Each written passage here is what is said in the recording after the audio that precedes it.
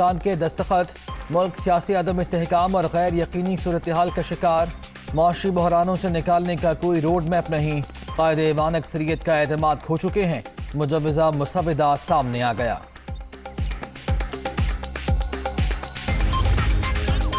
تحریک عدم اعتماد مہنگائی کے ستائے عوام کے لیے اصل ریلیف، لوگ لٹیرے حکمرانوں سے نجات چاہتے ہیں۔ گھی اور آئل مہنگا ہونے سے 10 روپے پیٹرول کی کمی واپس ہو چکی، جھوٹے حکومتی پیکیجز کا بوجھ بھی عوام کو اٹھانا پڑے گا، شہباز شریف۔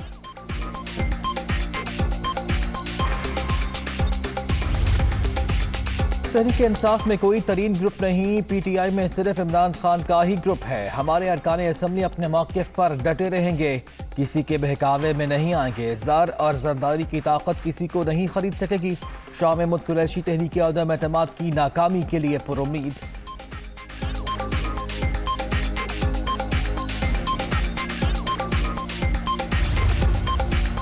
حکومت کو ہٹانے کے لیے عدم اعتماد ہی جمہوری طریقہ، عمران خان کے بعد محدود مدت کا سیٹ اپ آئے گا، وزیر اعظم کے لیے شہباز شریف کو ووٹ دینا پیپلز پارٹی کے لیے کڑا ٹاسک ہے، ملکی مفاد میں شارٹ ٹرم کے لیے یہ قربانی دینے کو تیار ہیں، قاف لیگ مفت میں ووٹ نہیں دے گی، انہیں بہتر پیشکش دینی چاہیے، کون کون رابطے میں ہے مناسب وقت پر نام سامنے لائیں گے، بلاول بھٹو۔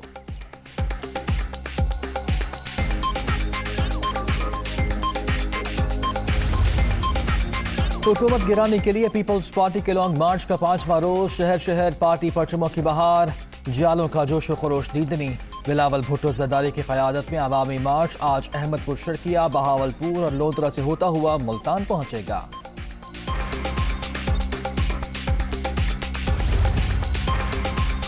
تحریک انصاف کا حقوق سندھ مارچ رواں دواں، شاہ محمود قریشی اور حلیم عادل شیخ کی قیادت میں شرکاء کا آج میرپور خاص سے بدین کا سفر، تھر پارکر سمیت کئی شہروں میں استقبالیہ کیمپس قائم، بدین میں جلسے کی تیاریاں۔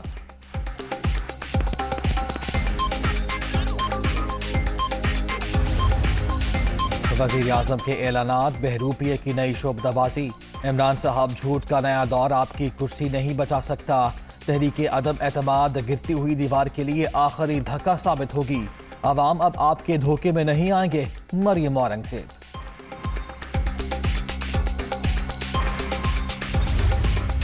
کراچی سمیت سندھ بھر میں سی این جی اسٹیشنز 3 روز کے لیے بند، کل صبح 8 بجے سے پیر کی صبح 8 بجے تک گیس کی سپلائی معطل رہے گی، سوئی صدرن گیس۔ اسلام آباد، راولپنڈی، اوکاڑا، جھنگ سمیت کئی شہروں میں بادل برس پڑے، لاہور کے مختلف علاقوں میں کہیں ہلکی کہیں تیز بارش، 24 گھنٹے کے دوران شمال مشرقی پنجاب میں مزید بادل برسنے کا امکان۔